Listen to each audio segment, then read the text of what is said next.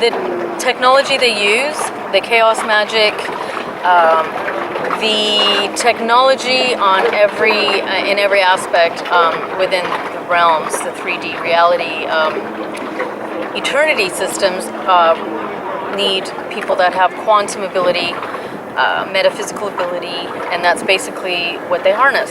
So we want to look into that deeper. So we're going to be delving into bloodlines, genetic lineages, which they have been following from the beginning.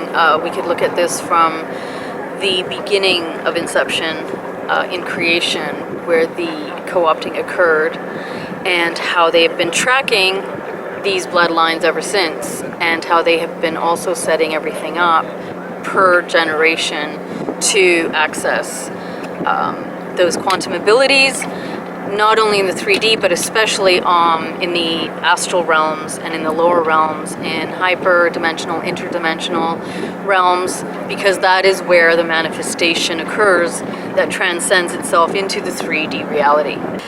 The transfer of consciousness that they utilize is not just soul, but it's also various states of consciousness.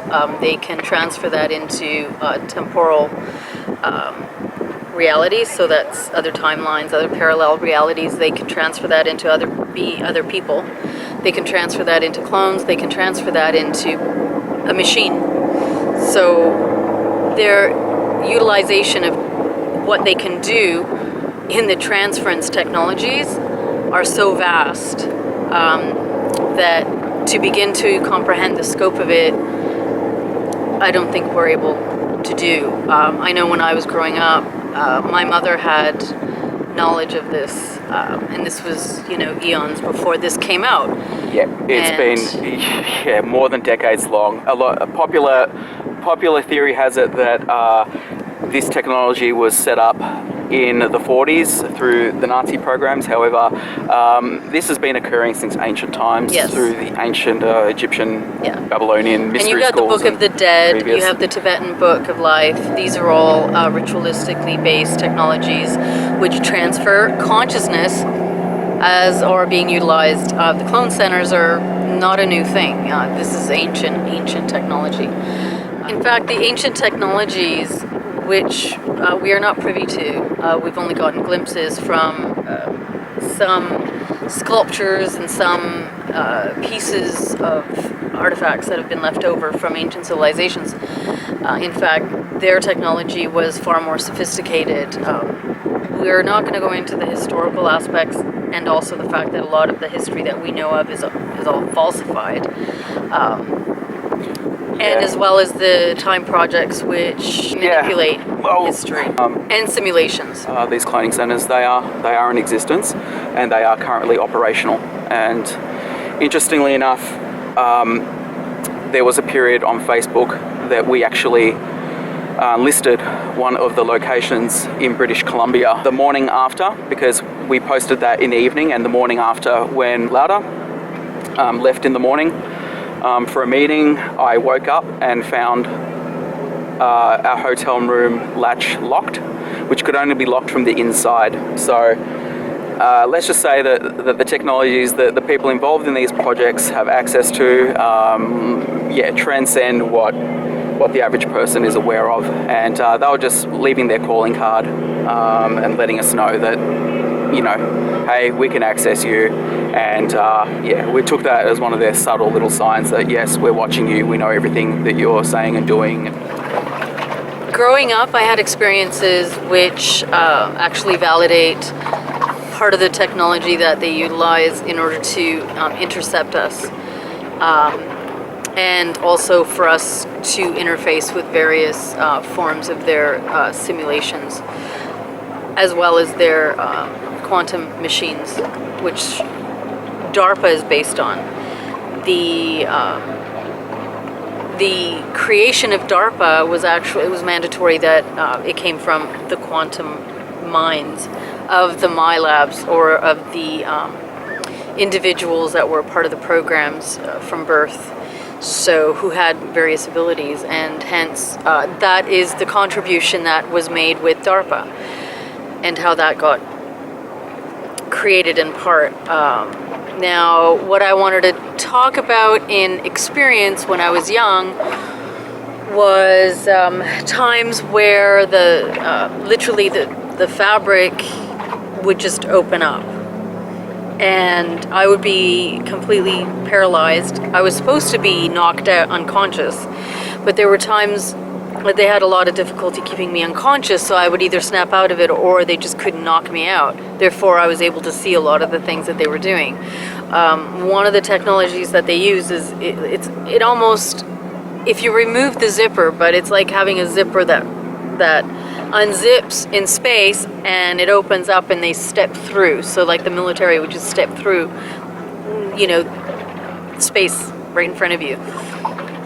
And then they would do whatever, grab you, replace you with a clone for a time. I've had many experiences where, as a child, I knew that I was being replaced. I was very good at being out of my body, and in fact, I had a hard time being in my body.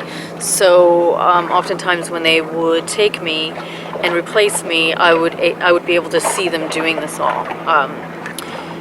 So, when people question how they're able to do that because they're so fundamentally locked inside the 3D prison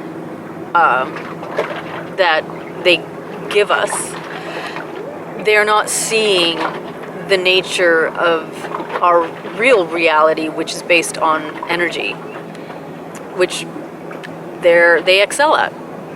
Quanta energy. Yep. And, technology. And at this stage of proceedings, this is basically child's play to them, because this technology has been around for a long time and they've been able to refine it and hone it. And the idea of trip chairs,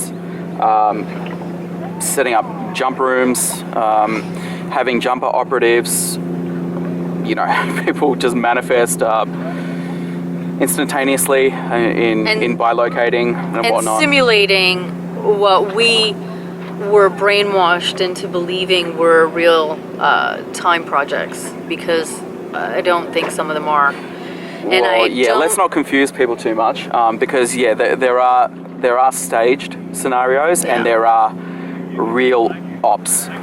And we feel that the staged ops are to provide a mind control cover for the real operations, and really it's quite ingenious, and you're dealing with some of the most intelligent people on earth who are heading these project departments, and they are masters of illusion and confusion and manipulation. But we have had independent people also, people who are very gifted, who did divulge to me my own involvement in these projects, even though I had a few memories recovered at that time. Basically, they did provide a confirmation for me as I was trying to figure things out myself in regards to these projects and their nature. And it must be stressed, we are not our alters.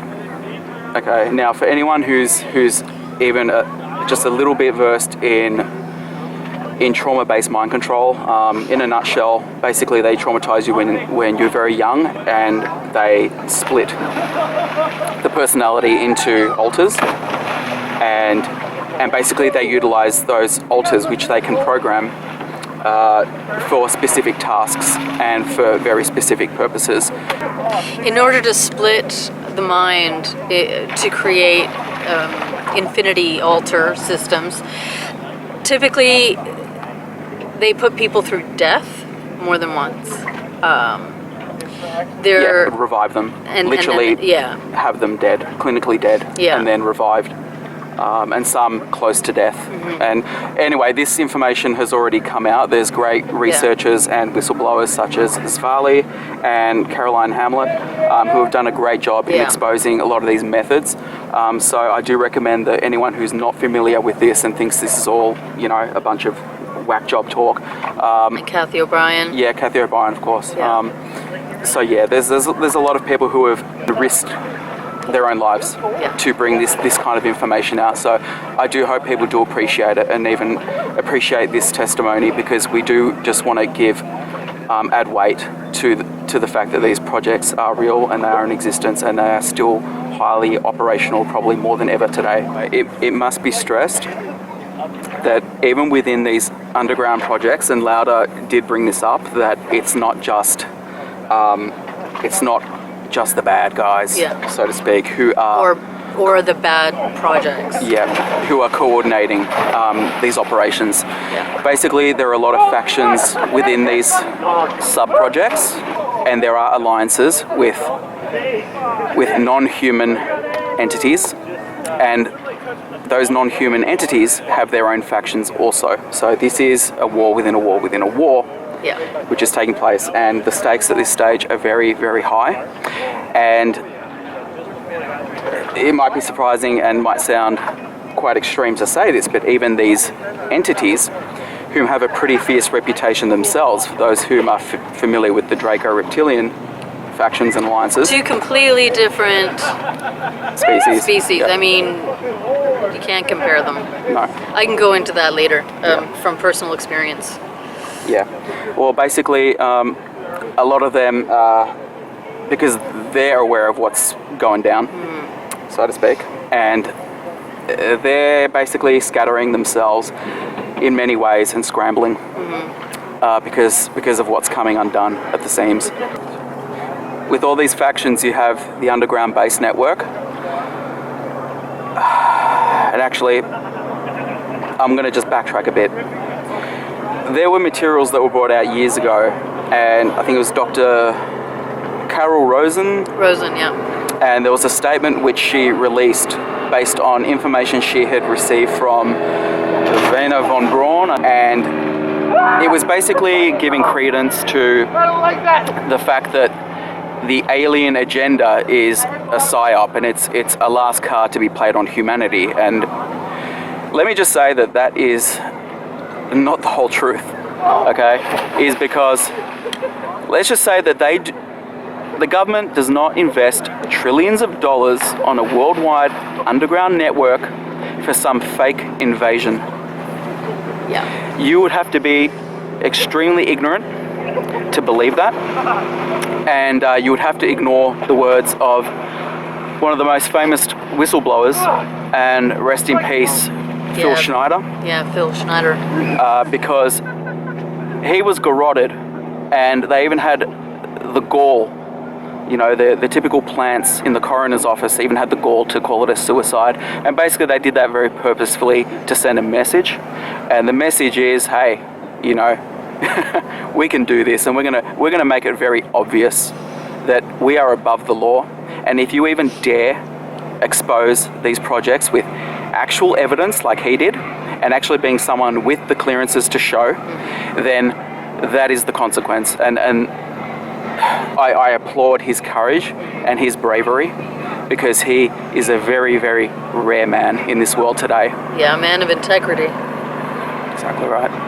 One of the rarest attributes, it seems, in this day and age. And people who are really willing to put it all on the line for the sake of the truth. He basically did expose interdimensional species which are interacting with knowledge of high levels of government, and he paid a price for that. Because yes, even though we do give credence to Project Bluebeam technologies and hologram illusionary technologies, and the element of even shape-shifting and illusionary... 5 cents hologram technologies, because the Project Bluebeam that they have going on today is actually, it's beyond just the hologram. It includes all 5 senses, so you really wouldn't be able to discern the difference. Well, they can produce 3D holograms, and then you have entities which, as we all know, it's not new. There's been plenty of reports of entities which can shapeshift and present themselves as loved ones and whatnot, in order to manipulate them. Which would be the light programs. Exactly. Yep. So not all, the concept and the material that is out with regards to the Draakk or reptilians. There is, for the most part, a lot of negativity on them, which is fair. However, there are factions that broke off, brotherhoods, lineages within them, amongst themselves, that splintered into basically fighting one another. And that needs to be discussed as well. I actually discovered this from the time I was I think the first time I had the encounter with the Draakk, I was 15. And I subsequently was taken to their training planet for 7 years, and they revealed to me what happened within the war, in the co-opting, their role in it, their, quote, brother lineages, and how they, in the end, didn't agree with what they were doing throughout the universe. And so they're, in effect, trying to help us. They have their faction, and it's a full-on internal war amongst themselves. Well, and there's also people who were drafted and mind-controlled into projects who later recovered their own memories and developed a conscience themselves. And that's why you have breakaway groups. Well, in the Draakk, this particular faction, which is half of the, well, it was one of the brothers actually of the of their royal lineage, which headed this huge war that's been going on, had told me that when they broke away and decided to fight their brothers, and their brothers became the adversary, they actually had to amend and alter their DNA, because otherwise their propensity for cruelty would be too high, and their propensity for killing, it would be almost impossible for them to resist. So they altered themselves genetically to help them with the ability to even empathize, because they are a very intellectual race. They're a very, like, their prowess in war is unlike anything I've ever seen. This is the reason why they could go throughout the universe and pretty much total many worlds and galaxies. So they had to actually amend themselves metaphysically and on a DNA level so that they could aid their own evolutionary process to be able to not necessarily feel, because they don't go by feeling like we do. And they explained this to me. There is a level of psychic empathy which attaches itself to their intellect, but through it they're able to determine like that something isn't good. They're able to connect on a deeper level with us. That being said, they're not a feeling species per se. They have set up their own farming system with animals, and for the most part, their whole structure is very, very military. It's very militarized, and it's pyramidal. So their species, each species has a rank in their planetary system, and that's literally what they're born into. It doesn't matter if they excel at something different. They're born into that rank, and this is their job in that sect, as per their subspecies. Do they also have like a promotional system in their rank? Only within that rank itself, but there's no. If you're born into the subspecies that you are, that is your job. Like, and you can't go against that. There is a law, however, at the very top that if you're able to overtake somebody in that rank, that you can get to that place by doing it. But they're very legalistic, but in a military sense, and there's There's no, and each one looks different too. So when they're born into their subspecies, they have a different look. So some of them at the topper echelons have, like the lower types of horns that are in certain sections of their skull. They look completely different than reptilians. Completely different. So the Draakk, and it's interesting, when I first met with the Draakk, this wasn't even out. There was no, and that word wasn't out to my knowledge. None of this was out. And I wrote it all down because the experiences I was not dreaming. I was being picked up and taken to this world, and it was for 7 years, and they showed me sound technology healing. Hang on, back up. Yeah. 7 years. Yeah. Can you elaborate on that?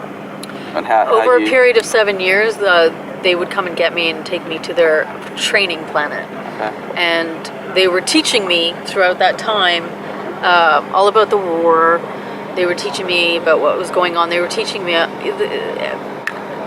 lot of things. Their technology, their fleets, their ships, their program technology with telepathy and kinetic neural systems. So each ship is attributed to one person, and it's neurally, psychically linked in. So nobody else could drive that ship.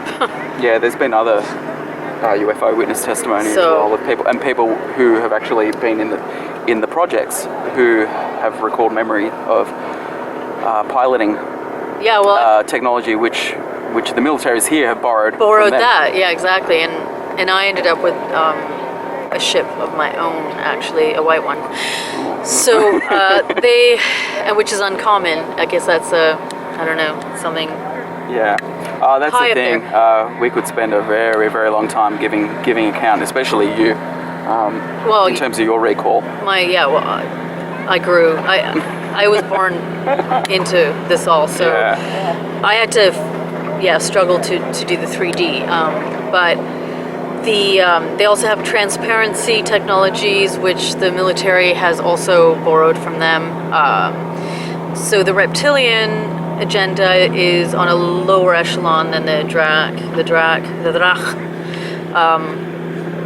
It's on a whole different level. So the first time I encountered a reptilian, I was 9 years old. I woke up and I was on a reclining type of chair in an office. It wasn't really an office. It was a room. It was like a military room.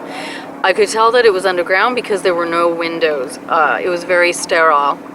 There were a team of doctors there with these reptilian that were there as well, and they were doctors as well as the human doctors. And one in particular who was overseeing whatever the experiments they were doing on me, he was right beside me. So when I woke up, I had no comprehension of what I was seeing, so I thought I was witnessing a demon, and but I couldn't understand it because it was military personnel there, and there were human doctors there, and the reptilian doctor, he was speaking to me telepathically to try and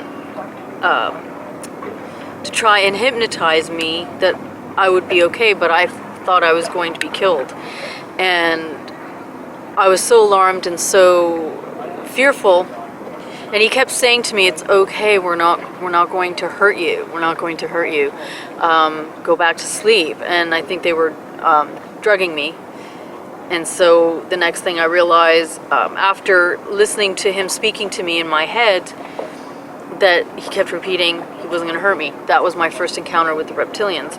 I don't know what kind of experiments were being done on me at that particular experience when I woke up, but I was mortified, terrified, and I was also unable to move, strapped in. And oftentimes when I would wake up, I've had so many things occurring. I've woken up when, I guess you could call it brain surgery, even where my head was locked in a vice, and I shouldn't have woken up, and I did. And they were trying to figure out how to procure the essence, and they were really upset because they couldn't do it. And I had a repeated occurrence of waking up and not being able to be controlled, which was another theme that they had a hard time with. So this is how I realized what they were doing in trying to take a lot of our blood. There was always an obsession with my blood, with my cells, with my cortex, with my spinal. A lot of stuff done in my spine. It's just countless things, countless. And really terrible, horrifying experiments. Entire needles going right through my eye, right into my piercing areas of my brain. So, and up through my sinuses, had everything crushed from the inside. You still suffer from some of the symptomology of these operations which have been conducted on you since early childhood. Yeah. And it's very interesting because there's a lot of these movies that are coming out, and they are giving so much away. It seems every blockbuster we are watching, we're like, whoa, wow, they're really putting it out there now, just left, right, and center. And it really is the window of opportunity which they're providing for people, because it is that late in stage. This is the reason why they're putting the themes that they're putting out there right now are The Last Night, The Last Jedi. The Last Jedi, and The Last Night is not just Knight, it's The Last Night, Night. They're putting out the information, and they have been putting out the information in comic books from the beginning, especially Marvel. Kids movies. Well, put it this way, they know that the Japanese cartoons. Yeah, there is an age of accountability, but where if you're under a certain age, it's like you have more protections. It's a bit of a slippery slope, that one, but basically they know with children they have more of an opportunity to wake, or younger people have an opportunity to wake up. For the ones who are past a certain age, and if they haven't done the integration work, then I don't want to be too dire in that, but basically they know those who are more reachable. And that is reflective of past lives, because this is the same choice that they made a long time ago, and it's a repeated pattern where they chose to stay locked in. This is about transmuting all of the old patterns that we have been born into through the cycles of reincarnation, which are matrix designed, and through the co-opting in origin. Now, if we don't transmute the patterns that lock us into our own imprisonment, this is where the problems are. Now, for those that we encounter in our lives as we push through and unlock ourselves, we encounter people who may see us as crazy because they don't want to look at reality, even as the container, the hologram is falling apart in front of everybody's eyes, and there are all these anomalies occurring. Everything is destabilizing. Things for the first time are happening all over the world. We're seeing virtual cities literally appearing in the sky. We're seeing temporal fluctuations. We're seeing, planes dropping out of the sky for no apparent reason. Had dreams about that as well. Yet people don't want to see what's in front of their face, and this is going to be a repeat pattern in this matrix, because not everybody wants to be conscious. And the desire to not want to be conscious is something that has been there from the beginning for them in choice. Yeah, well, that's basically why you have so much distraction And the concept of keeping everyone as busy as possible in business, you know, they tell you right there, busyness. If your busyness is at the expense of working on your spiritual integration, then you might want to question where your priorities are. And I'm not saying to forego your responsibilities, because we all have them. But yeah, we'll bring it back to cloning for a moment. So the artificial nature of reality here, as per what has been created and manifested, also brings us to a different point, because so far there has been a lot of information about clones and cloning centers, but that implies that everybody here is real and isn't a clone. And this is something that I want to get into on a deeper level. That's a bad. Because this is the thing where I want to also discuss what I was shown and what was revealed to me about the second Earth.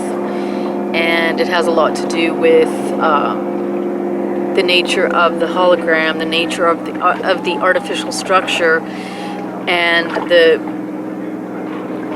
possibility that everybody is a clone and that our real bodies are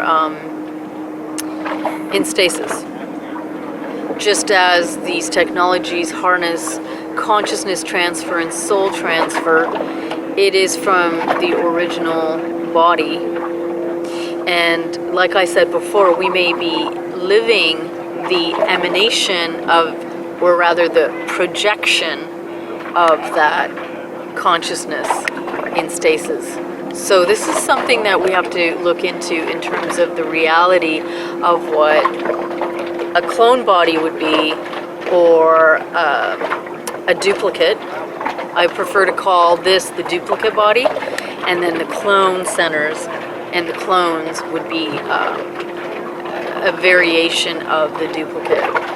So I myself feel that we, in this artificial structure,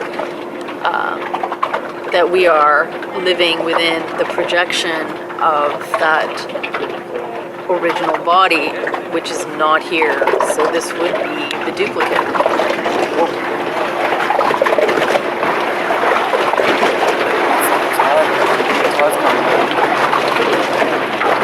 Wow. Let's okay.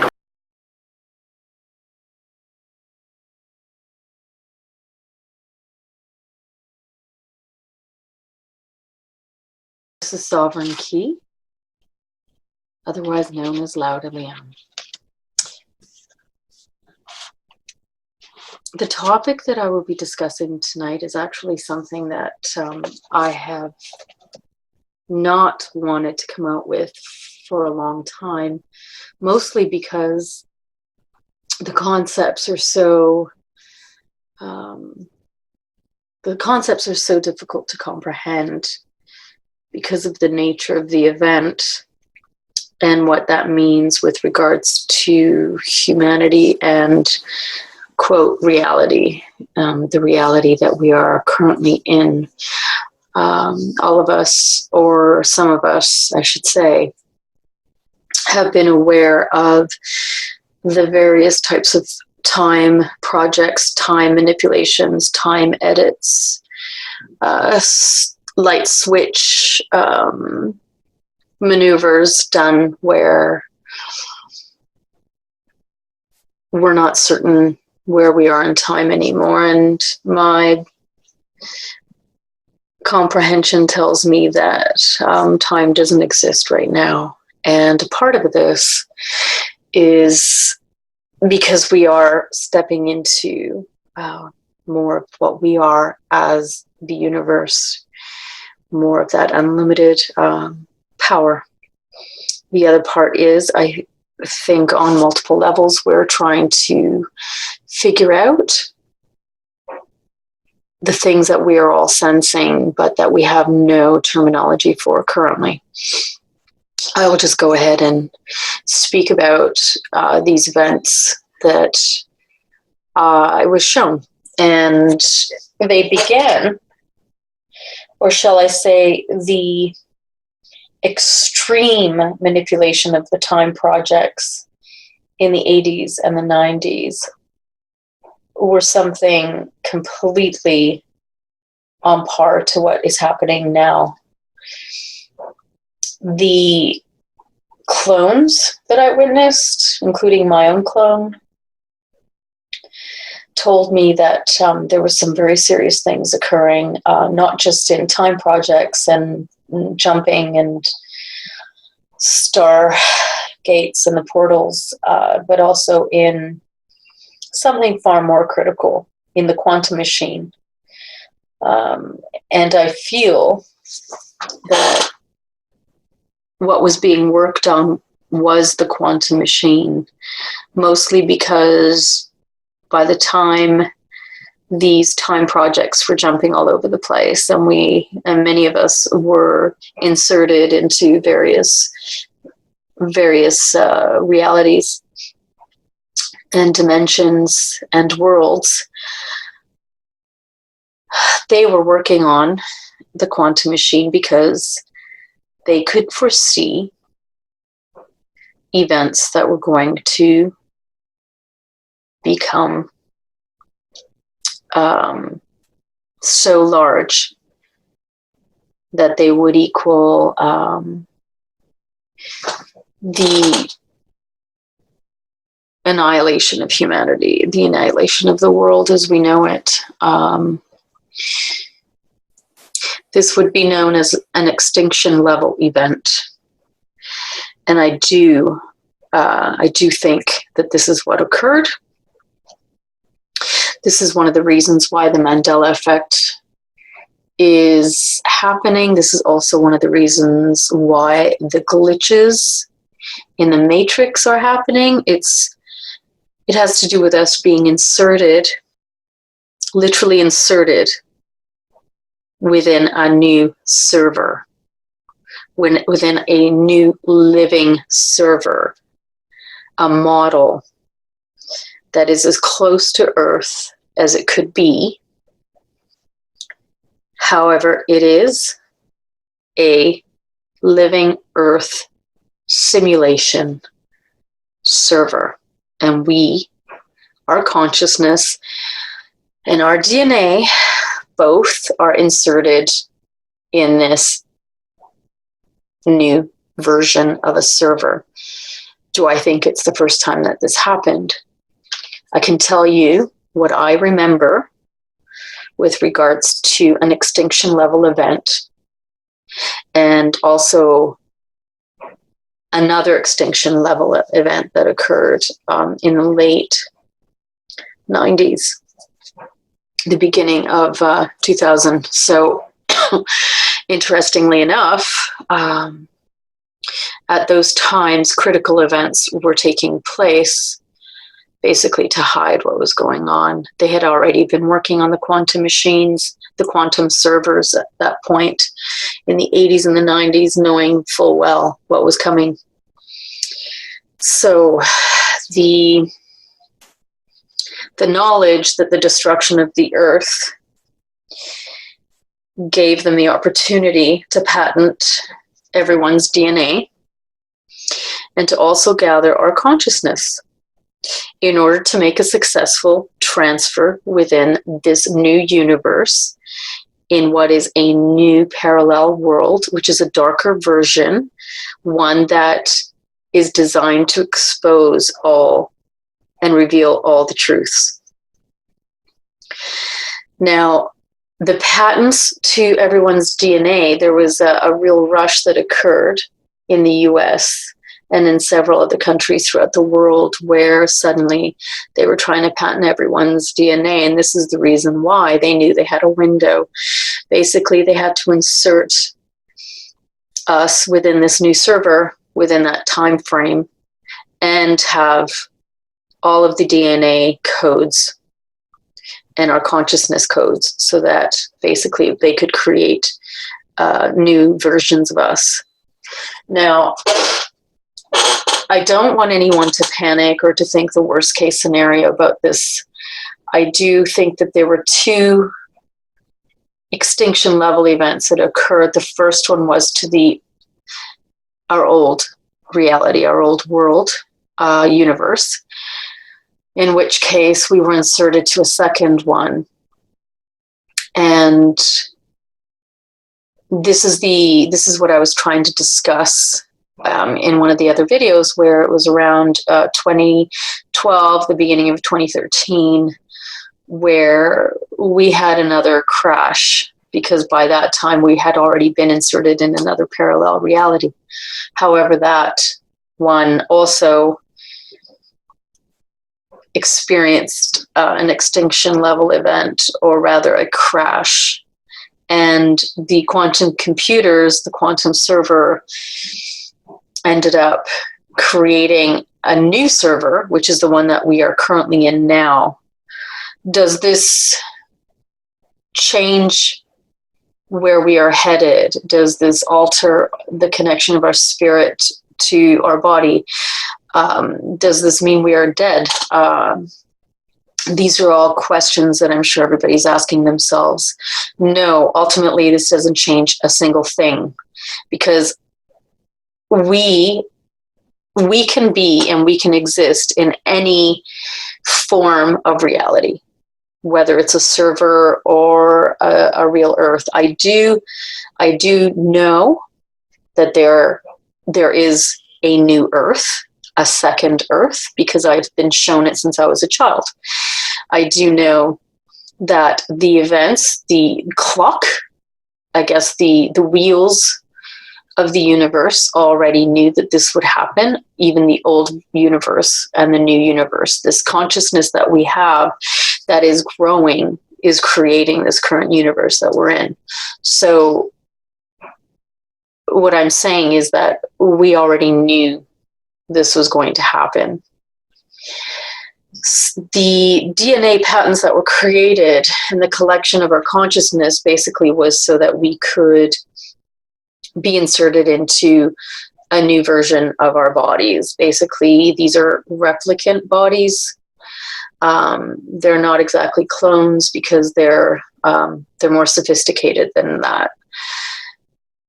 We are able to live out everything that we were living out prior, and to manifest that merging between the spirit and body, even in this server, because we are actually creating our own universe as we evolve, server or no server. There is a second Earth, and this second Earth was already put into place, knowing that all this would already happen. Did they want you to know about this? Did they want any of us to know about it? Well, on the whole, I don't think that they wanted, well, the elites did not want for us to know. I do, however, think that there are those of us who have been shown and revealed the information, because all of us are spread out in different parts of the planet, yet we were all shown the same information, and it correlates to the experiences that we have had in the past with what was going on in the 80s and the 90s, in the 70s, with the temporal manipulations and the constant edits that were occurring, almost as though they were trying the quantum machine or the quantum machines prior to the extinction level events, because they wanted to make sure that the transfer would be complete and successful.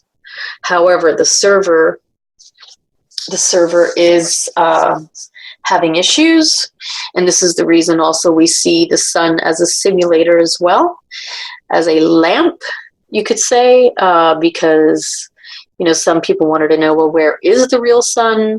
Well, if we've been inserted into a new server, and this reality container is really so that we can manifest our greatest becoming, then I would say that the old sun is in the other universe.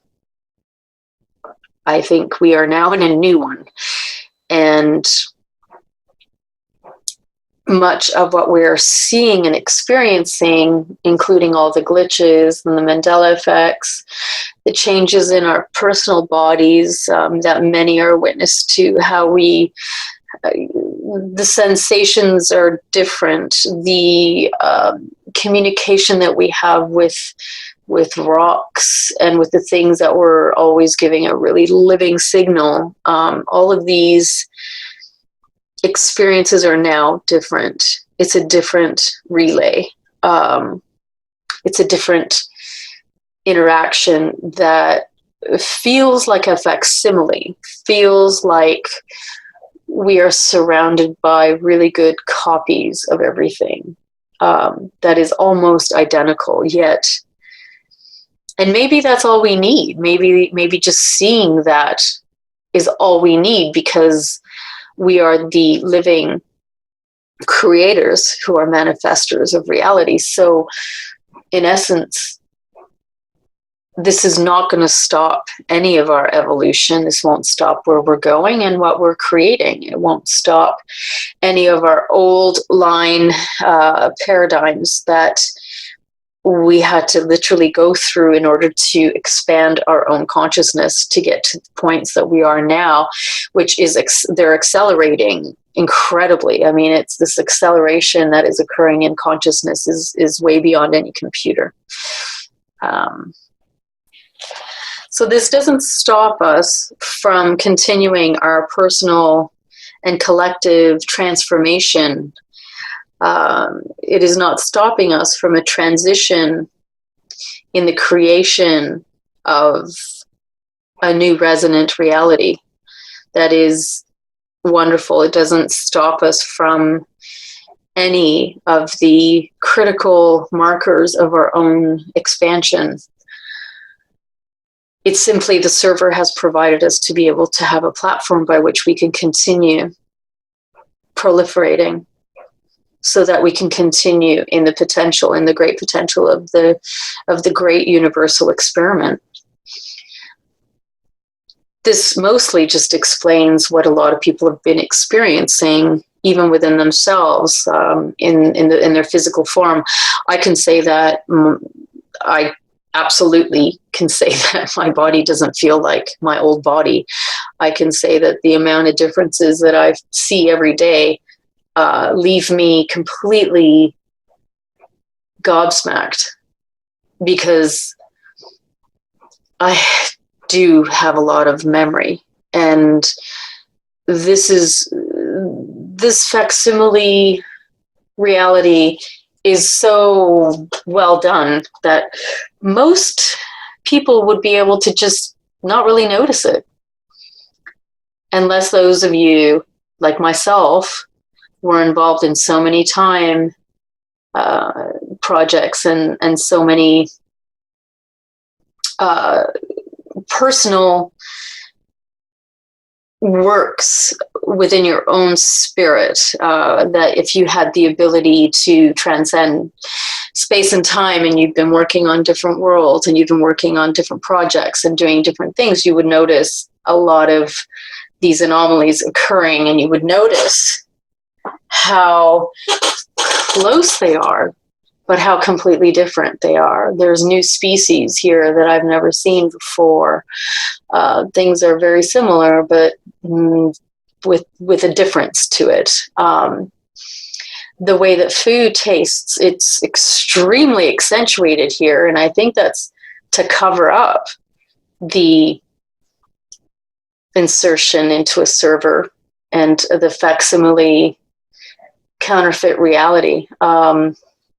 So they've enhanced, the quantum machines have enhanced our five senses to certain degrees, so that would pacify our other senses and we wouldn't really notice.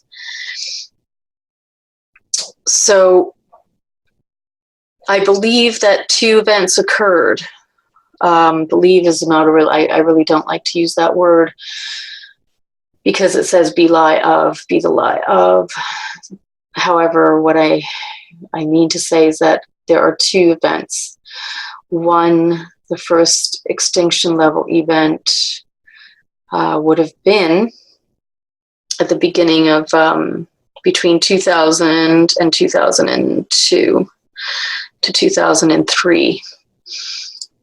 at which point that was the first parallel reality we were inserted into, which was very, very similar to the first one. And to my knowledge, it wasn't quite a server like we are in now. It was perhaps just a parallel dimension with a parallel world that was as close to our original world. So we still had many of the same true living essence light coming on our bodies, where you could feel the sun penetrating through you and regenerating and healing on deep levels, where you could truly feel the energetic body of everything, even stone, where you could have the communication on hyper levels of consciousness. The second event, like I said, would have been around the beginning of 2013, most likely around March. And ever since then, the server has been struggling. It has actually shut down a couple times, or more than a couple times, a few times, because it's having a hard time. It's having a hard time with the amount of codes that it has to keep up with, and the glitches and the Mandela effect all have to do with that. Our consciousness is also contributing to its dysfunction, or that it's having a hard time functioning, because our consciousness is the ultimate technology, where the architects and these scientists had to build these quantum machines. We, on the other hand, can just do it via our mind. Now, the interesting thing is that these scientists that I speak of and these architects that are in connection with this, I think that the architects basically issued a team of scientists to work on these quantum machines, this quantum server, in the early 80s to get started on this. And then they wanted to try it out. Now, there's been a lot of information with regards to CERN and HARP and all of these technologies, scalar technologies and whatnot. And this is the other reason why they were able to insert and replicate us, is because their MRI scalar technology is perfection, so they can replicate us and insert our consciousness in a server or in a parallel world or wherever they want, really. This team of scientists, I don't think anybody, they're not allowed to say anything to anybody. They're not allowed to reveal themselves. I really don't think that the architects wanted anyone to really know what happened. In one way, perhaps maybe they were thinking it was to protect us, but in another way, it actually frees us, because this really is a race of consciousness, and the war is for our consciousness. So what we are as crystalline beings in wholeness, in unlimited infinity, acts like the purest technology. Now, how do you counterfeit that? How do you counterfeit something like that? Well, you counterfeit it with quantum technology, quantum machines, using silicone-based technology, crystal technology, crystal resonant technology. This is ancient, and this is how their quantum machines are able to do such a masterful work, because these codes are resonant. They are crystal resonance technology, and they were able to replicate. Once they had the DNA and once they had our consciousness, they were able to insert us here, and here we are. And now we're watching we're watching the glitches and the Mandela effects, and we're not comprehending these odd, strange things that are all around us and in our body. And our relationship to our own mind, our own consciousness, and how we are perceiving new realities that just were never made available in the old world. I find this absolutely fascinating, and I find this an incredible opportunity. I don't think this is anything to be afraid of in any way, shape, or form, because we are learning to navigate through every aspect of technology, of quantum machines, of AI, of different reality systems with our spirit consciousness.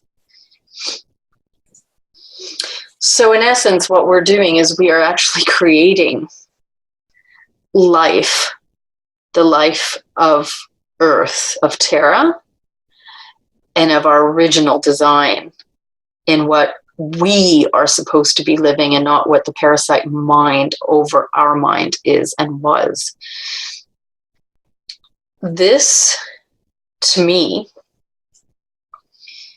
is a fascinating take on this. When I was first shown this, it rocked my world, but it connected all the dots. It connected everything that I was experiencing in the, well, actually I can say in the 70s, 80s, and the 90s. Incidentally, the Philadelphia experiment was one of those, it was an event that had something to do with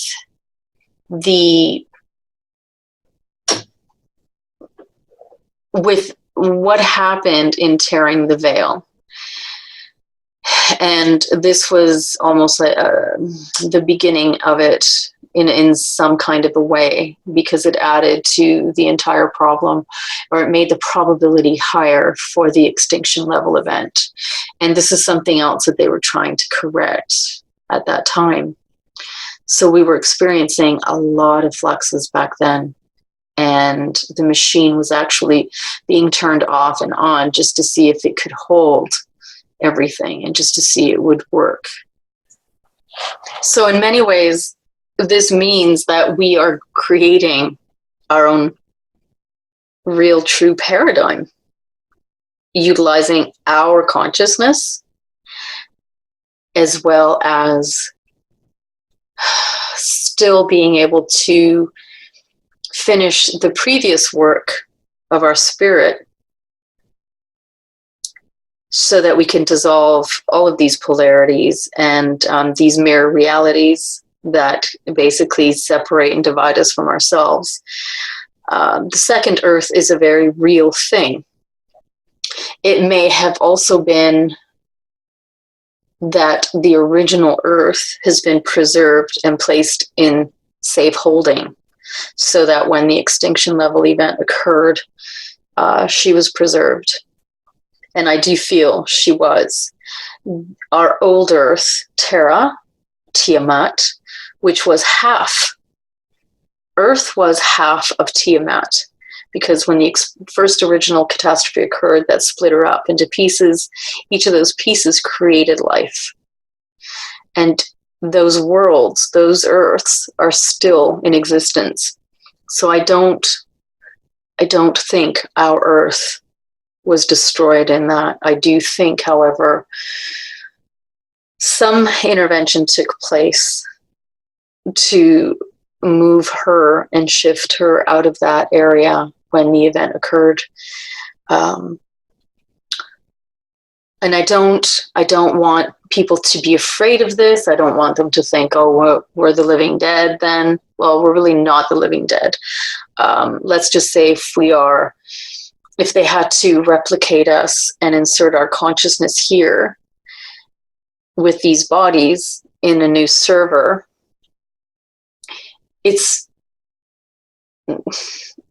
the differences are minor. They're not enough. We're not talking about a world of zombies or anything like that. This is ridiculous. This is the way that we were able to preserve ourselves. And there's also a reason to suspect that we created the ability to be able to do this, knowing from the future us that these events were going to happen. I still, however, don't think that they want us to know. And I don't think that these scientists want us to know what the machines are or how the machines work. They do work on what is a similar thing to scalar resonant crystal technology. I know that. I know that that's a part of it. It is very much a living technology, just as what they created in our bodies is a living technology. So it is as close to the original as possible.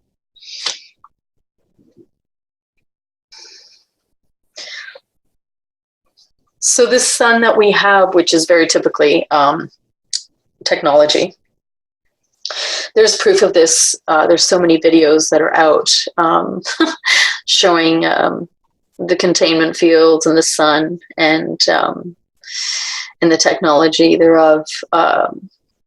It's possible that our old sun was destroyed in the event. Again, everything that is happening and everything that's coming will replace the old. So there's a new solar system on its way here. There are new suns that are almost here. We are creating something magnificent, and we have no reason to be afraid of this power.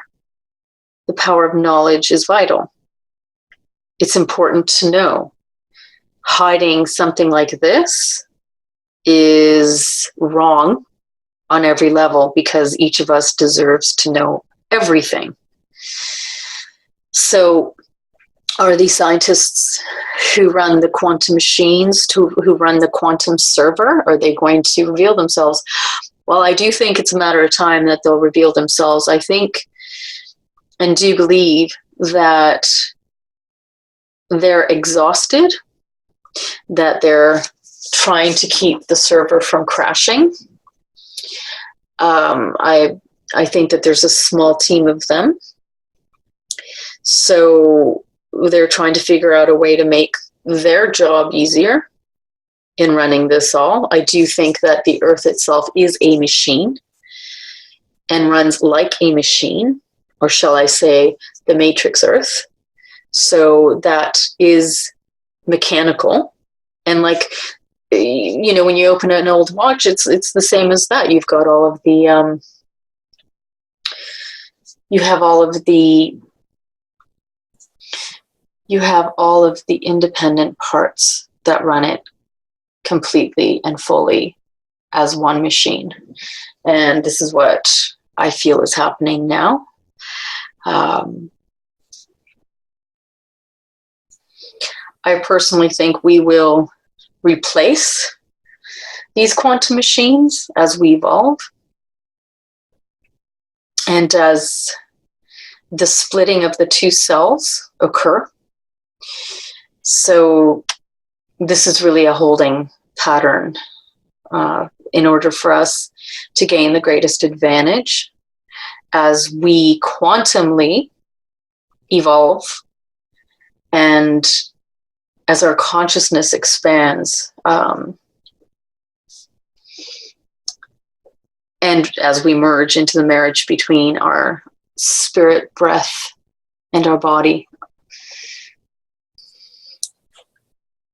So we know that in the past, these machines could tap into the universal field of energy, sound, and resonance. And they could do so utilizing crystal, utilizing silicone, utilizing stone, earth. So all the counterfeit realities and these machines that are created are based on the ancient components of how even a body is created itself and built. So it's one and the same, the macro and the micro. the universe within, the universe without. Now, technologies like CERN, because we've been inserted into a new server, reality, a living Earth simulation server, I think that technologies such as CERN are creating or trying to create new versions, knowing full well that this server is taxed and is experiencing problems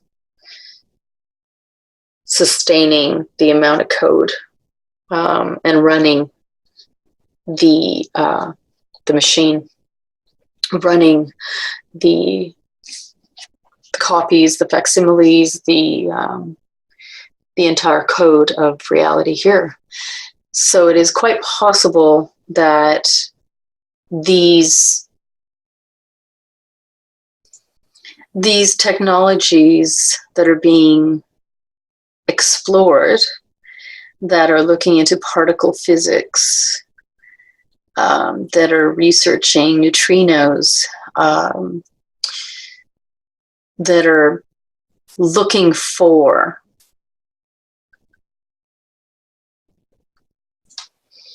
these machines that are harnessing quantum mechanics, are basically mimicking or trying to mimic what we are and do naturally. So as it is with the architects who are trapped here and trapped themselves within these systems, they continue to utilize these, quote, shortcuts, utilizing something that is not spirit, which will always mean that the sad result will have some inclusion into the anti-creation aspect of it. Because if you create something and you're messing with the quantum mechanics of spirit, with the quantum mechanics of the nature of the way we create reality and how we move through atoms and resonance and particles, and how our consciousness can be everywhere and nowhere all at once, how we can do all these things. If you create technology to try to mimic this so that you can build worlds, then you're building worlds that are artificial. But hence, this is where our quantum computer comes from, our quantum servers, and the scientists running them are very much alive and very much in secrecy. Do I think other scientists killed themselves when they realized what was going to happen and they didn't know what to do?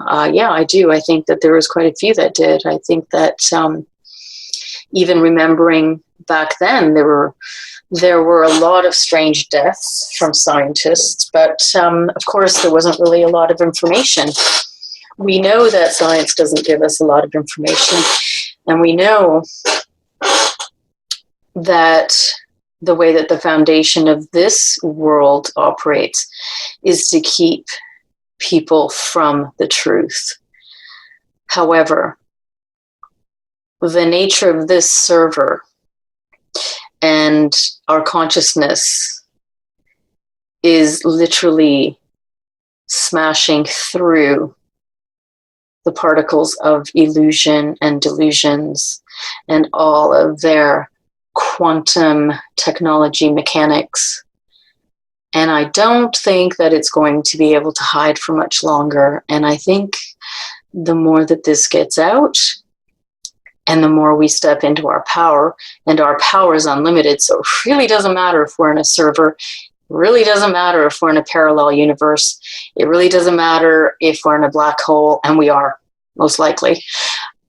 It doesn't matter, because these limitations do not truly exist, not in light of what we are spirit to body. And we are only just beginning to find what that is out. And that is what the great experiment is. It's for potential, to see where our potential goes. In many ways, we're already there because we are absolute. We are whole. We are unlimited. We are eternal. So in many ways, we've already arrived. Having gone through this, even all the cycles, even all of the reincarnation, even all of the imprisonment, you could say that at the very beginning, because time doesn't exist, neither does the past, the present and future, they're all the same.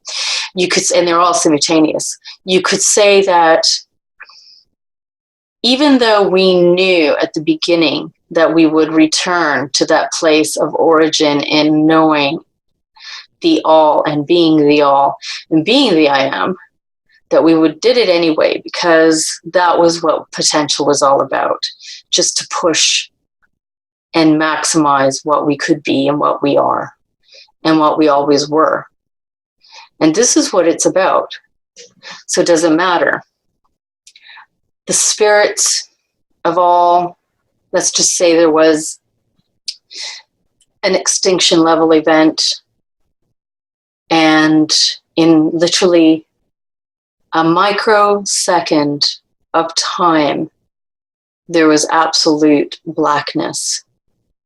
And when we were inserted into a new universe and into a server, a new paradigm reality server, a living simulation, a living earth reality, that microsecond, and that we woke up, that moment,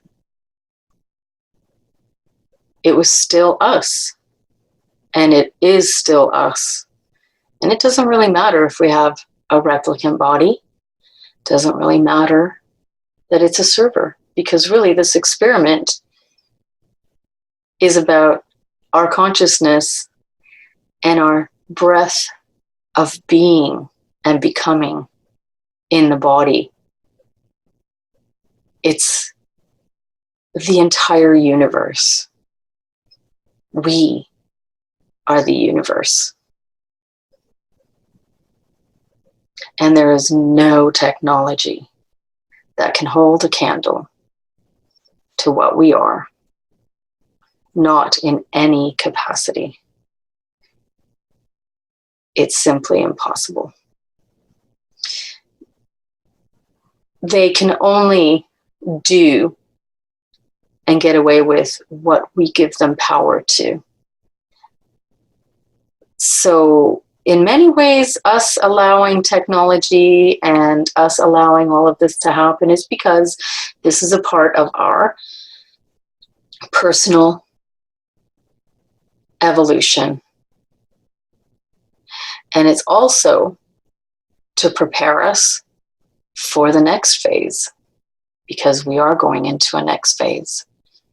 So I don't want anyone to be afraid. I don't want them to look at this as having died. There is no such thing as death. Death is an illusion. It is impossible.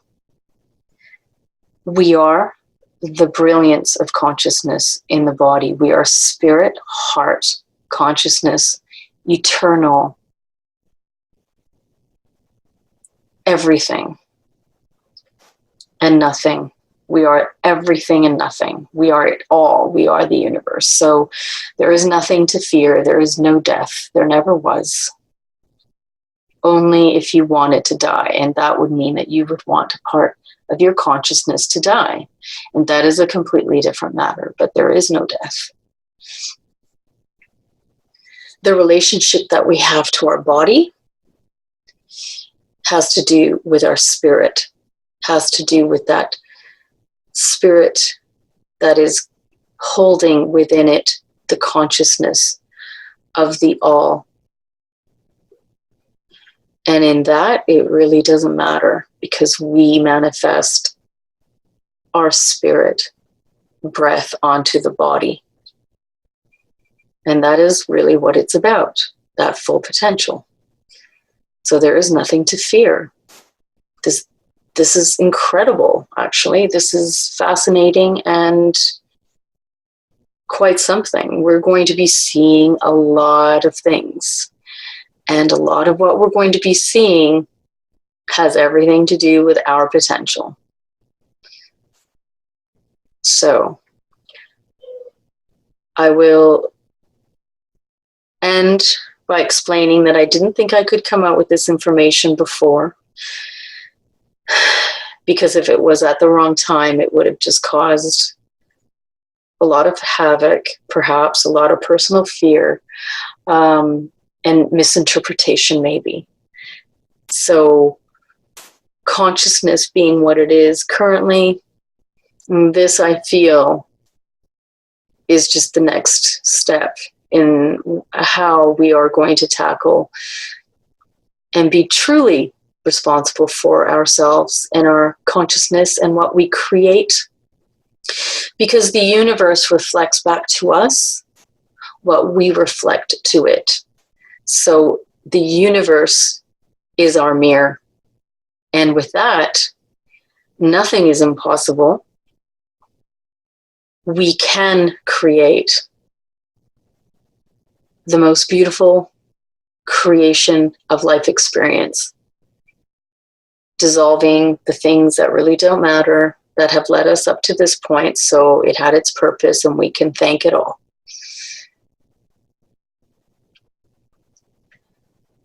So I leave you with this brimming cup.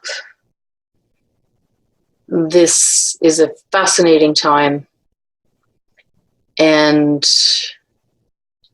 I am looking forward to where our consciousness is going to go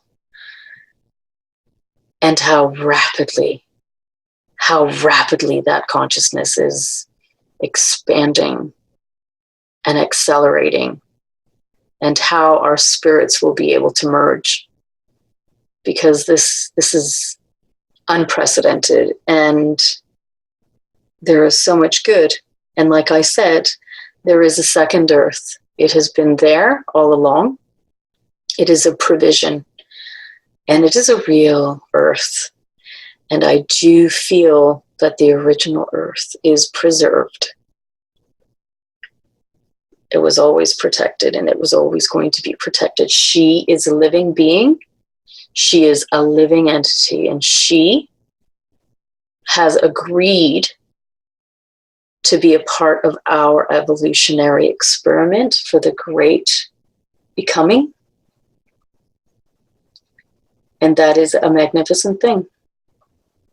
So I do not think that she was going to be harmed, and I do not feel that the source of all that is, which is us, would have allowed that to happen.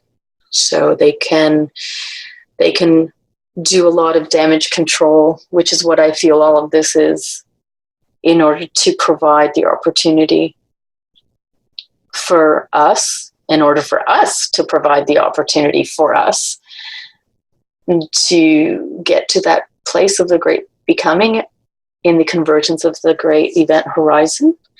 And that is truly wonderful. Does this mean that, quote, the duality system, oppositional architects won't continue doing what they will and have been trying to do? Oh, I think so. Does this mean that all of the previous forces who are attempting to manipulate and co-opt our consciousness won't continue trying? And the parasites? Oh, I think they will. I, however, think it's becoming increasingly more difficult for them to hook into us the more we become awake, aware, conscious, and in control of our own sovereignty, authority, and power.